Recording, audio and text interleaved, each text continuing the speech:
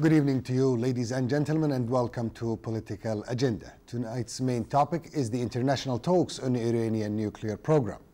Iran nuclear file is a controversial issue with the political circles. Iran insists not to stop the development of its nuclear program and disregards international calls to refrain from going ahead with it.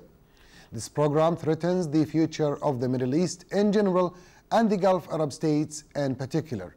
A number of Western countries also expressed concern and fear of the nuclear program, which Iran says its atomic energy program is peaceful. The two-day talks in Istanbul, Turkey, between Iran and the Group of Six, 5+1, were held under the patronage of Turkey and run by EU Foreign Affairs Chief Catherine Ashton.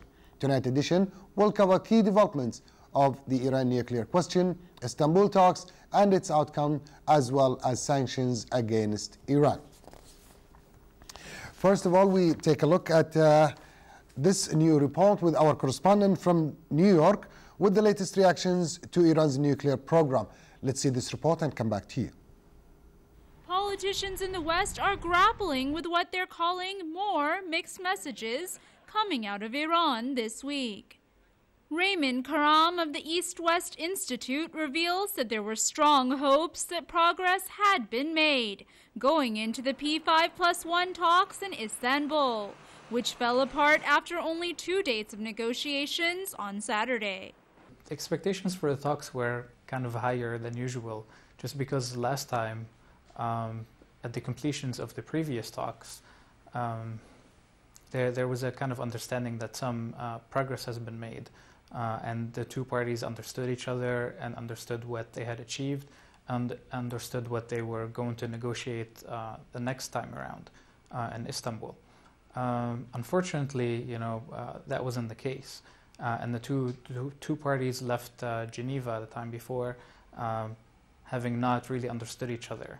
The talks were stalled over two Iranian preconditions: the right to enrich and the lifting of sanctions that local political leader David Cassavis believes were part of a larger, yet unsuccessful ploy to split the six nations: the U.S., Russia, China, Britain, France, and Germany.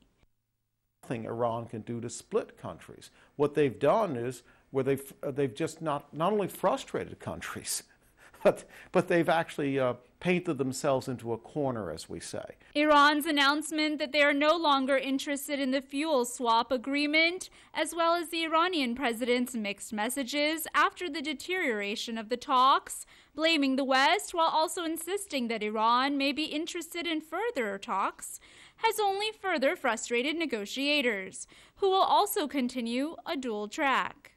According to the EU High Representative, her door is open and the Iranians have her phone number, so whenever they can take up the P5+1 on their offer, they're more than welcome to come back to the table. What it means, in other words, is that the sanctions will continue, and we will most definitely see a new round of sanctions, either from the US, from the UN, or in combination with other countries. While analysts admit that another round of UN sanctions may prove extremely difficult, they believe that the U.S. will undoubtedly increase its own, more restrictive unilateral sanctions. They are targeted sanctions, mostly against financial institutions related to the government or to the Revolutionary Guard.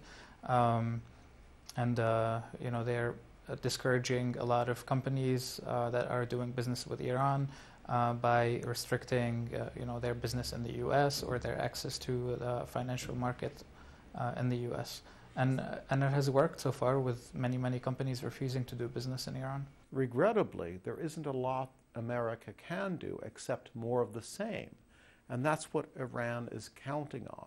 They're counting on more of the same. It would be unwise to make a military move against Iran, if only because American armed forces are stretched at this point in two areas of conflict, one of which is in next-door Iraq. And according to both Karam and Cassavis, the Obama administration, frustrated with the lack of traction made by its initial call for talks, might be looking to take a backseat in further developments pertaining to Iran. We saw that for Catherine Ashton, the EU High Representative, to be taking such a big role in the last few rounds of negotiations, that the US is not taking such a big role in it and trying to allow the EU maybe to be the leader on the diplomatic front. While many people want a harder approach, it might be best to turn to other countries in the region. Other countries in the region might want to take the lead. In order to do that, other countries in the region might have to be creative. One creative possibility would be if Saudi Arabia distanced itself from the United States and from Western Europe, and perhaps partnered with other countries in the region and lead them as a group to talk to Iran. That might work. Now, there are no further talks scheduled as of yet regarding Iran's nuclear program. And the UN Security Council negotiators say that now the ball is in Iran's court to initiate any further talks. For Political Agenda, I'm Shruti Mathur, reporting from New York City.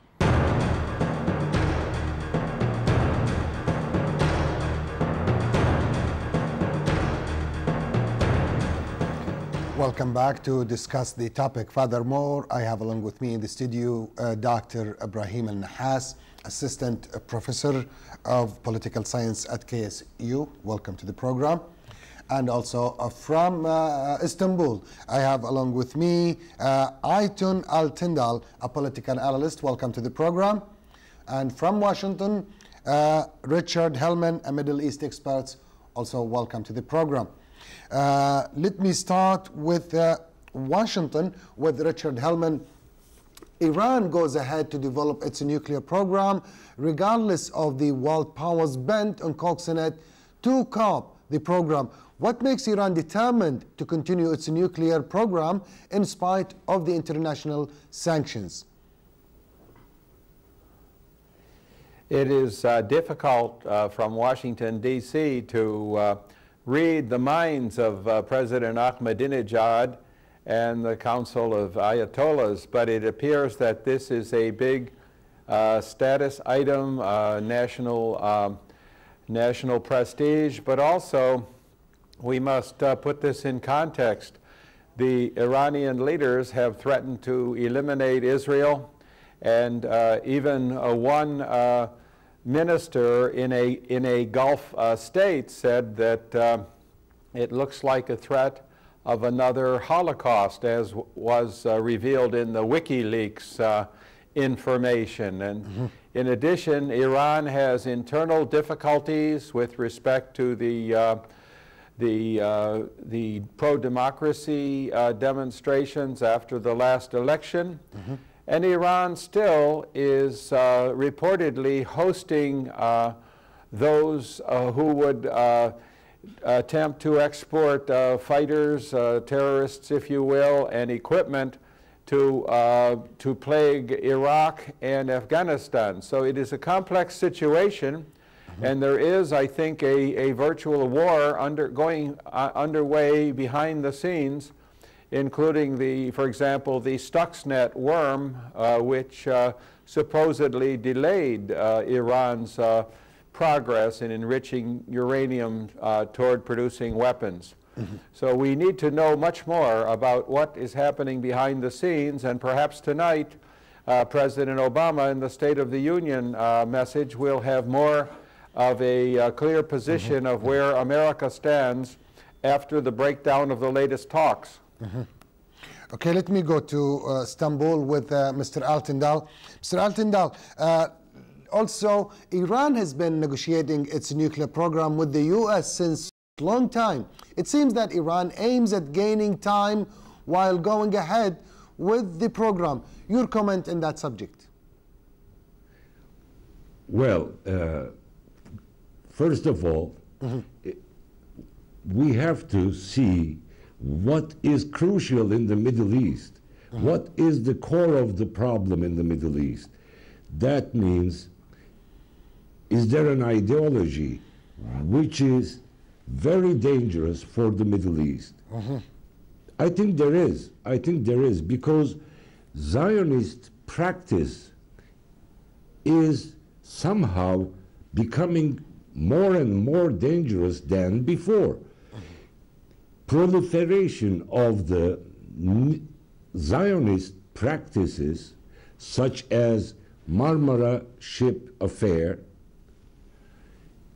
also gives an idea to people that Israel is very aggressive, and as if they are supra-international positions, as if they are having somehow a supra-international position.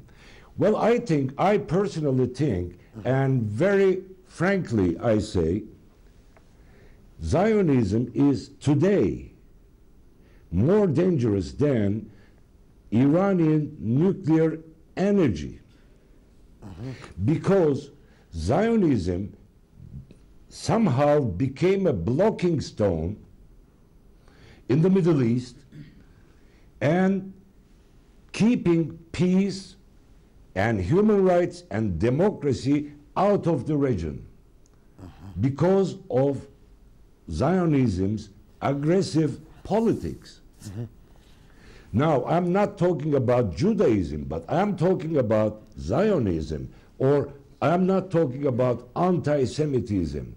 Now, Iranians, even if they say we are stopping it, we are not going to build any nuclear reactor power stations, Europeans and United States and Israel will create another problem to punish Iran. Okay. Dr. Ibrahim, you've heard both of the guests, Mr. Hellman and also Mr. Altindal, and both of them, they have their own points. Yeah. Can you elaborate on what they said, or do you want me to? Yeah, we have two ideas right now. Ideas. Hardliner here and hardliner here, and we respect both ideas actually. But in my point of view, what makes the Iranian go to and continue their nuclear program? Because the revolution, when it came, Khomeini's ideas, he wants to export the revolution. He had that time his ideas. He put what he wants in the constitution then, and he want to save his revolution actually, and then he want to go to to do what he wants. He wanted to that time to save his revolution. We know that the nuclear program in Iran went back to 1950s actually, not Khomeini started. When came Khomeini, he stopped that for a while, maybe for 10 years, and then continued that in 1990s actually, and secretly. And when I believe 2002, it came, views for the world, and they know it. The program for the Iranian that saved the internal policy, the public opinion, the regime actually want anything to support him inside the Iran, and this one idea all Iranian factions and all Iranian people support it. So the regime can't go back. If they want, if the regime go back, maybe it will be, go to, a chaos in the country. Absolutely, because that would save Ahmadinejad, and what they save the supreme leader, and they must go for it. That's the idea of Mr. Hellman. He said that because they have internal problems, and more or less they're trying to keep that program in order to keep the government. Yes, this one side. The next side, or the other side, that Iran want actually influence in the region. And that's what makes them hard line to in the negotiation with the West right now. They want to stop in this idea, and they want to develop their new program till the United States actually recognize the Iranian influence in this region. If the Americans doesn't give them what they want, maybe they will go more and more and increase the enrichment maybe to 50s or 40% till have more pressure on the United States and the Western countries. If the United States recognize the Iranian actually influence in this region, maybe they will stop at, for the 20%. Okay, let me go to Washington. The West have imposed some sanctions on Iran. Have the sanctions on Iran been truly enforced? If yes, what are their implications on the country? The sanctions are considered to be necessary, but perhaps not sufficient, so that those in the State Department and the White House and the Congress, as well as the United Nations, who are in the sanctions business, if you will, claim that these are having an effect. But the targets of the sanctions, that is to say, the Iranian government leaders say this is not deterring them, that they are unaffected by the sanctions. So there is a disconnect in perception and reality, and I feel sure that every sanctions regime is in some respects honored in the breach, and that whereas some national industries of various countries may be observing the sanctions, I feel quite sure that others are scoffing at the sanctions, are skirting them and avoiding them, and that Iran is finding a way with porous boundaries and a big seacoast, finding the way to get what Iran needs. And that's, I believe, is just a statement of fact that sanctions alone do not seem to make the difference. And as for the question that was raised of Iran's influence and the spread of the Iranian revolution, I would think the Iranian leadership, President Ahmadinejad and the Grand Ayatollah, might feel good about the change of government in Lebanon, where the Hezbollah-backed candidate looks like being successful in becoming prime minister. So yeah, Mr. If I were looking at it from the standpoint of the Iranian leadership, I would say that perhaps they're saying we will continue to talk, but we will not talk about enrichment, and we will not talk about what you want to talk about.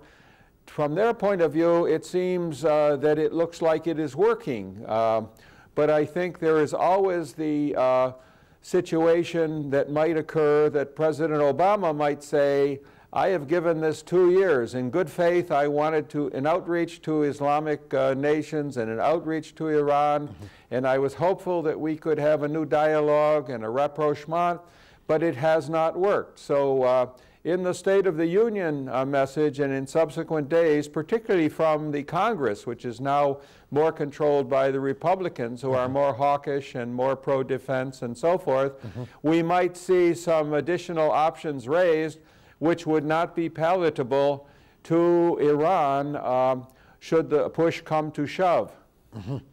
Let me go to Istanbul with Mr. Altindal. Mr. Altindal, Iran has also threatened that once it's capable to produce nuclear fuel, it will not return to the negotiations. What does this mean in your point of view? Now, as the other guests, they already mentioned, Iran has its interior problems, it's true. But there are problems everywhere in the Middle East, not only in Iran, as well in Iraq, Syria, and Lebanon today. Yes. And just look at Tunisia, what happened in Algeria. So the Islamic countries are having interior problems all over the world. It's very interesting that starting from Afghanistan, Pakistan, Iran, even Turkey has got interior problems somehow. So the point is that what is the reason of these problems here? What is the reason of the problem here?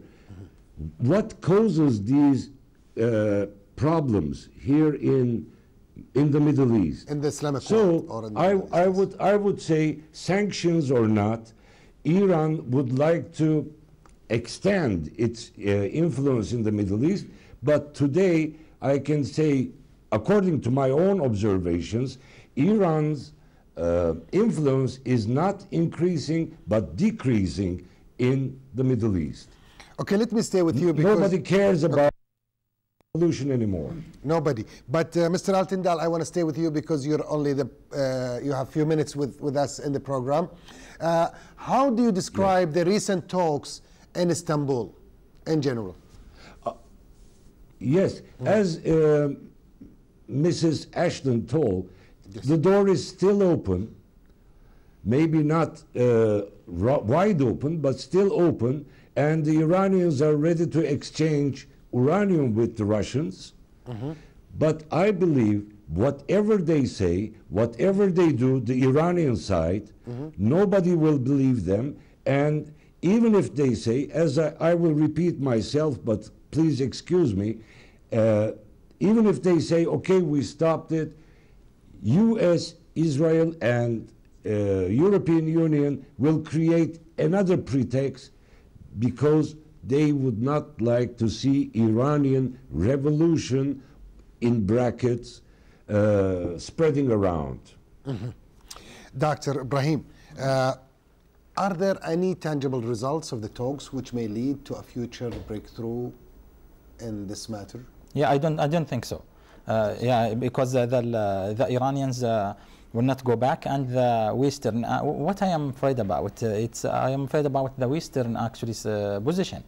If there is something will resolve this issue, maybe the Western agreement with Iran, actually particularly the American, maybe agreement under the table with the Iranian, that might solve that. Because when we go to the few days, the American delegation actually want to meet with the Iranians alone, separately. That's so this raises a lot of a question actually, and we want, as in the Gulf state, the public opinion here, we want transparency. Absolutely. Why you want to meet with the Iranian behind the scene? And the Iranian actually, didn't go for it because they know the public opinion in the region will, think, something about this will be, under the table. So we need the American, response about this. Why, didn't first let the Gulf states participate in this negotiation, and why you want to meet with the Iranian behind the scene? Okay, let me go to Washington. Mr. Hellman, do you agree with my guest, Dr. Ibrahim, here in the studio, who says that in the negotiations recently, the Americans wanted to meet with the Iranians separately? Do you think there is something under the table, or how can you describe it? Well, this is very interesting, of course, because it may mean that the Obama administration does not want to get further involved in potential hostilities and have their hands full with the economic situation in America and creating jobs, etc. And the Obama administration generally does not want more hostilities abroad. So they may be looking for a way that Iran and the United States could back down or drop the contentious encounters without anyone losing face. This is a very interesting prospect, and particularly if, in fact, this Stuxnet worm has delayed Iran's nuclear development by 3 or 4 years, as is someplace mentioned. And I think overarching all of these negotiations and discussions is the wave of unrest, which was mentioned by other of your guests, the wave of unrest throughout the Middle East, stretching from Tunisia and Algeria to Yemen and potentially Iran. I think the policymakers in America, as well as in the West elsewhere and in the Middle East, will be looking to see what does this really mean, and are we looking at something like the breakup of the Soviet Union more than 20 years ago? Is there really going to be a change toward more representative democratic rights and less authoritarian government? This is a very, very interesting trend that is being seen now, and nobody knows how it's going to play out. Okay, let me go to Mr. Altindal in Istanbul. Mr. Altindal, also I want you to comment on the Turkey position right now as a neighboring country of Iran. Also, we've heard about the agreement, the Turkish-Brazilian agreement for the change of fuel. How do you see, in particular, the Turkish stand in this matter? Well, Turkey is following a very new diplomatic channel. I call it Unitarianism Islamic. Unitarianism That Islamic. means, yes, there is no Pax Ottomana or Neo-Ottomanism or Islamic fascism, as many Jewish academicians call it, but trying to create a Unitarian Islamic community, just like they had done in the West, ecumenism. There is ecumenism in the West between the Christian countries, and Turkey now lost her hope in joining to EU, to European Union. So Turkey is more on the side of her background. That means historical relations and as well religious relations. But there is something very interesting. Today there is an interview on Pravda, Moscow, an interview with Mr. George Soros. And Mr. Soros says that United States must withdraw from Middle East and from all the other conflict areas and must go back into herself to cure herself. So this is what Mr. Soros said today. Otherwise, he added, he said that United States will lose its main power everywhere. As soon as United States goes back to herself and dropping dollar being the dominant currency in the world, only then United States can save face. So this is the point. This is an extremely interesting point coming from George Soros, somebody extremely important for finance world and the politics as well.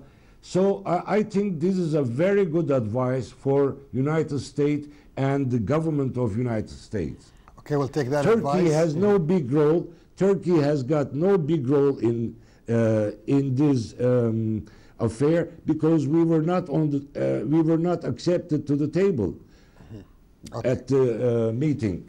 Okay, well, from Istanbul, Ayten Altindal, a political analyst, was with us. Thank you for being with us, and sorry for the short time. A quick break, and we'll come back to you for the continuation of Political Agenda.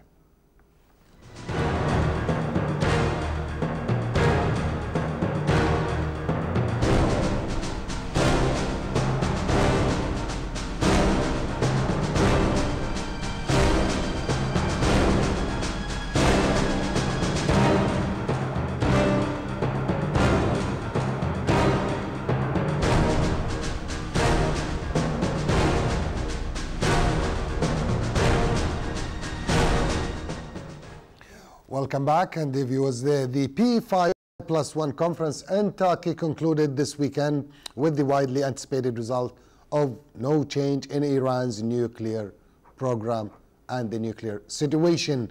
Let's see this report, and we'll come back to you. Anyone and everyone interested in Iran's nuclear program was watching what would come of Friday and Saturday's P5+1 summit in Istanbul.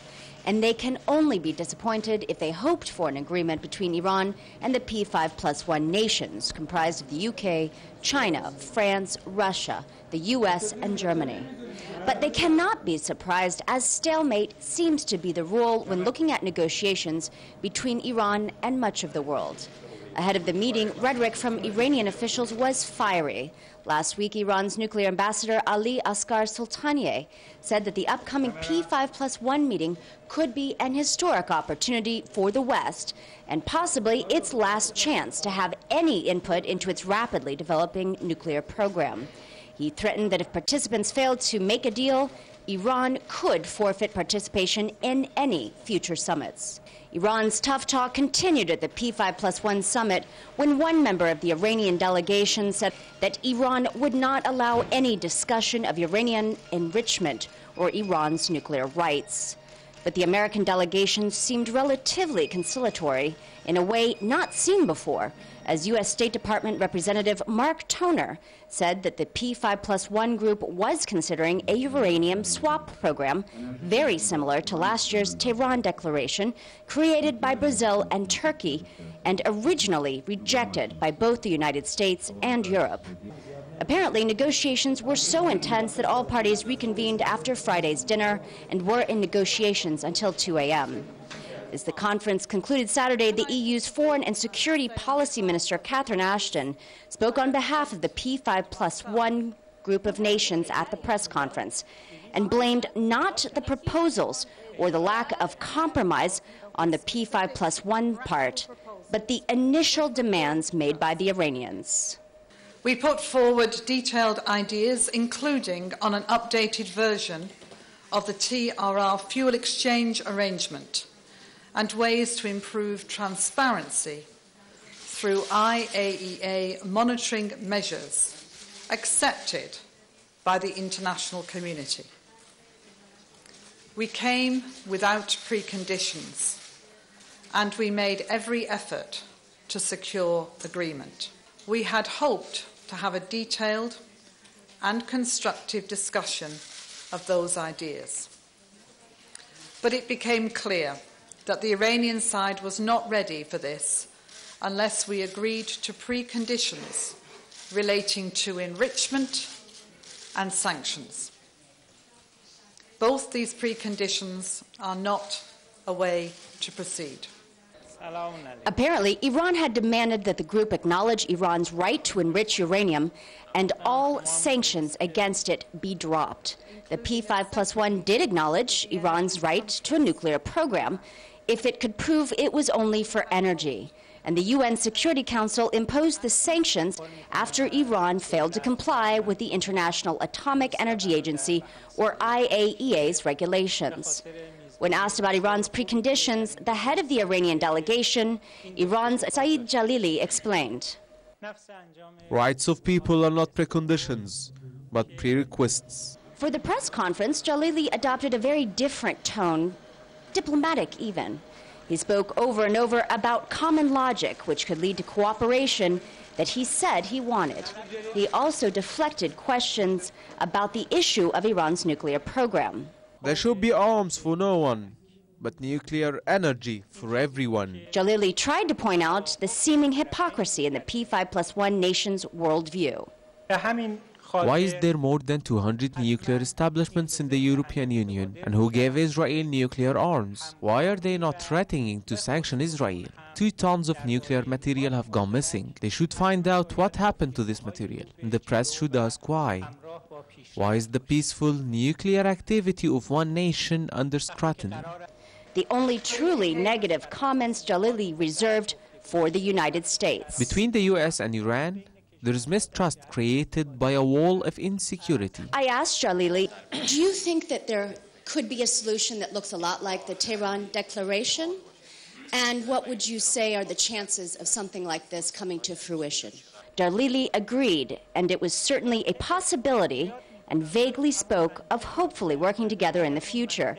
And despite former threats, Jalili did leave the door open for future talks. And in so doing, Iran seems more powerful in its ability to bring major world powers to the same table to discuss its affairs again and again. No, this is not the last chance.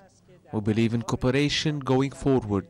Ashton admitted the parties couldn't even agree on a future summit, but she did ensure that the P5+1 stance was open to further negotiations with Iran. There are no talks planned at the present time. As I've indicated, we have left our proposals very clearly on the table. In our final session, I told Dr. Jalili, our proposals remain on the table, our door remains open, our telephone lines are open. We hope that they will consider them and respond to them. So the P5+1 countries have not succeeded in their goal to have some oversight over Iran's nuclear program. But Iran has succeeded. It continues to develop its nuclear program, as well as engage the world's top powers directly. For Political Agenda in Istanbul, I'm Laura Wells.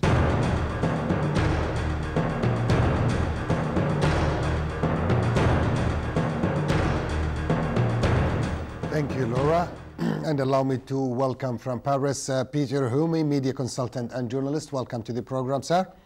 And let me begin with you, as you just joined us. Iran comes to the negotiations, the latest negotiations in Istanbul, with the right to enrich uranium and also the lifting of sanctions against their country. Do you agree? And Iran also describes it as illegal and unlawful. Do you agree with what they say? Well, I think Iran is trying to state that each country has a right to produce its own domestic sources of power. In their case, it's a nuclear-based energy source. Mm-hmm. They keep insisting that they have no plans whatsoever to develop their nuclear program into a nuclear weapons program, but only for civilian energy use. As they see it from their point of view, they're doing nothing wrong. Now, obviously, the group of 5+1, the 6 nations that were trying to negotiate with Tehran in Istanbul last weekend, see things differently.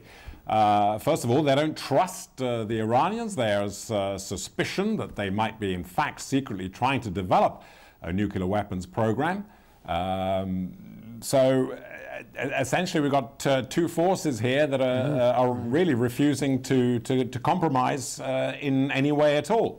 I haven't heard what has already been said on the show, but both sides accuse the others of being intransigent, of trying to dictate, of not negotiating, and not even trying to negotiate. So the diplomatic channels presumably remain open behind the scenes. There must be some back channel communication, of course, but on the surface there appears to have been no progress, and no more talks are scheduled either. Dr. Ibrahim, there was a visit for the non-aligned countries planned to prepare a report also on a recent visit to their delegation to Iran nuclear installations. Do you think that report will be in the positive way towards Iran or the P5+1? You talk about the visiting that came the a month before? The latest visit, yeah. It was a diplomat more than not specialist. So yeah, what matter they were right, so not make any difference, because they are not specialists in nuclear programs or something. So it's not. But it's about the talk of Mrs. Catherine Ashton, yes. Yeah, she said we went for this negotiation without preconditions. So why you go if you don't have preconditions, or you have some points to talk about it? Although I suspicion about the Iranian program, I respect their negotiation, because they have something, they put it on the table, they say we will not do this, and will not do this, and will not do this. So Catherine Ashton, she said we went for I don't know what. So to talk about what and to negotiate what?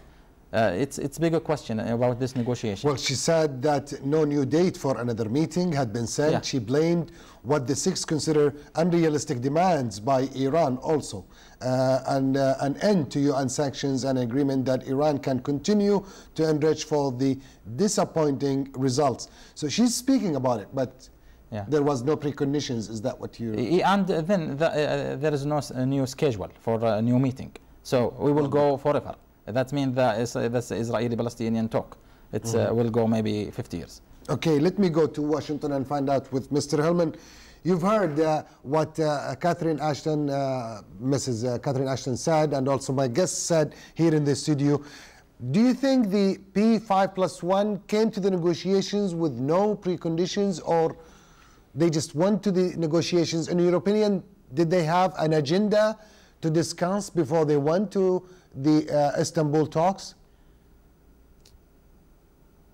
Well, of course, the 5+1 do have an agenda. They are responsible, professional diplomats, and they have an agenda which includes, of course, the stand down of nuclear enrichment that might lead to Iran's development of nuclear weapons that would be threatening to Israel and the Arab Gulf states, as has been clear, as has been revealed by the WikiLeaks revelations. Mm-hmm. So clearly there is an agenda, and the Europeans and the Americans, in addition to their interests in the Middle East, have felt a threat from Iran's combination of development of nuclear weapons and the repeated continual belligerent talk with respect to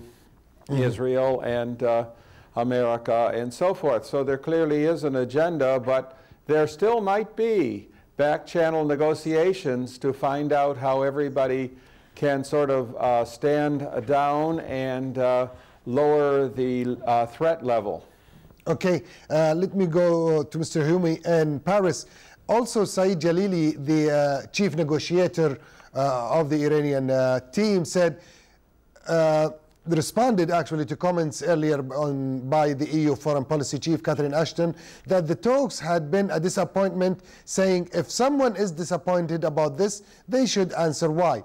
The breakdown of the attempt at international outreach to Iran has left world powers with few options except to wait and hope that the bite of sanctions will persuade Tehran to reconsider its refusal to stop activities that could be harnessed to make nuclear weapons. What do you see of his answer, Mr. Jalili's answer?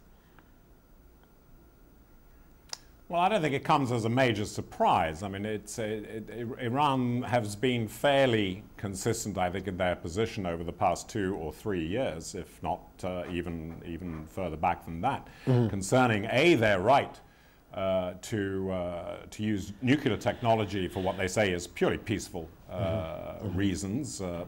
Their research into providing alternate energy. Now, talking of which, alternate energy, Iran, as everybody is fully aware, is one of the major producers of natural gas and petroleum, of course. And, yes. Tehran has said, well, the reason we need nuclear energy is that we have a growing population. There's a growing demand for energy, but it has raised some eyebrows as to, well, surely, as being one of the world's major producers of oil, surely they must have plenty of energy resources. So there's that aspect of it as well. Iran says, well, it has to export that. It's their main source of income. Sanctions have so far not affected the sale and trade in oil and natural gas as yet. The European Union has imposed its own sanctions in terms of developing oil and gas technology in Iran. EU companies are not, have been banned from introducing new technology into Iran's oil and gas. But the actual trade in oil and gas is still continuing.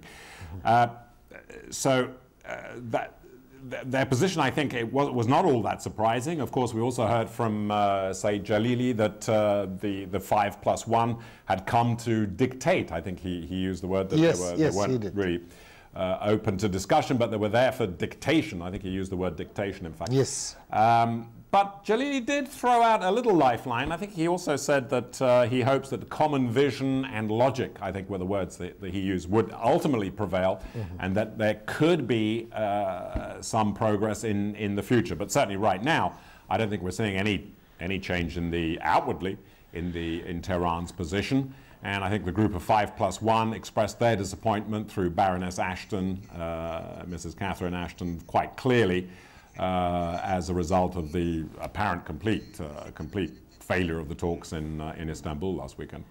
Okay, let me go to Dr. Ibrahim here in the studio.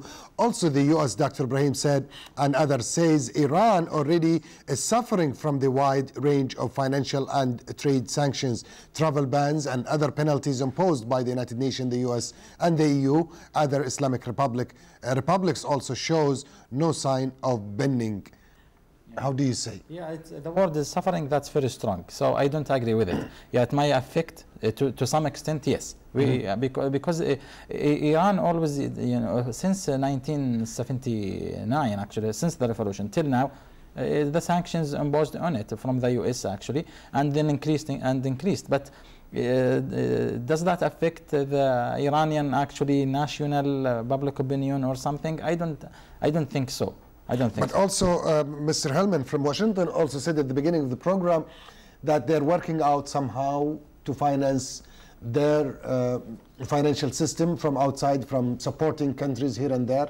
Do you think that will succeed, or the sanctions will succeed? With all respect to Westerns, actually, especially to your guest tonight, I believe we have a big gap between what we think in the region and our way of thinking and Western way of thinking, actually. What's the difference? Yeah, the difference, because when you have something to work for it and that make you proud about yourself, as the Iranian is doing right now, they will go to death, actually, to defend what they believe about. Western think the way they impose their sanctions, that will affect the public opinion. It's big way of thinking, and when they talk about right now they're imposing these sanctions and they make the people suffer and the people will revolt against their regimes. I don't think so. This may be happen in different region, but here I don't think so, because the Western history here isn't that clear and isn't that good. So they don't want to think about it, and they think their government is defending them and their government defending the Palestinians. It's a complicated way of thinking between here and there. Okay. Also, let me go to my guest in Washington.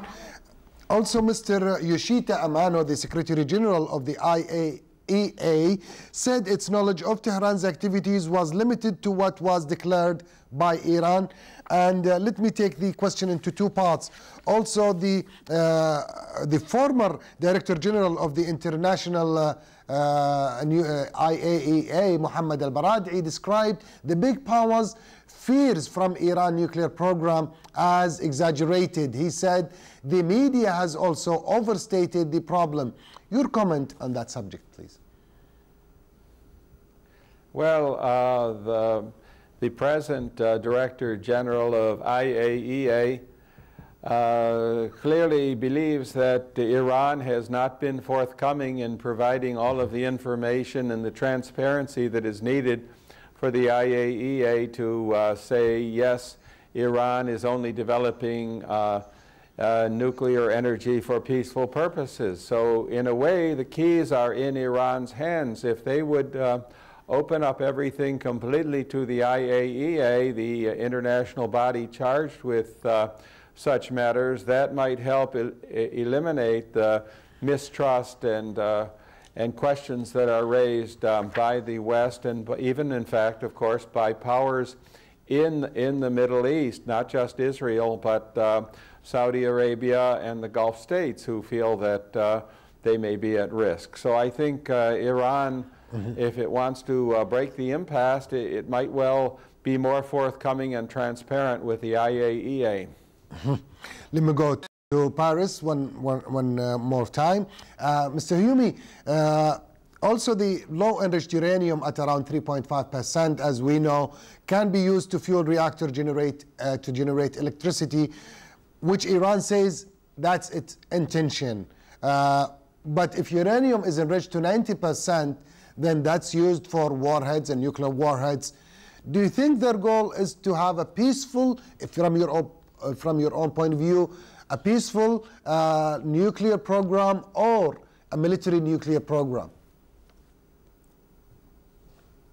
Well, if we take all the various statements over the recent months and a couple of 2 or 3 years at face value that have been coming out from Tehran, including from the country's very top leadership, they said that nuclear nuclear weapons are anathema to Iran, and I think there was a fatwa as well, I think, issued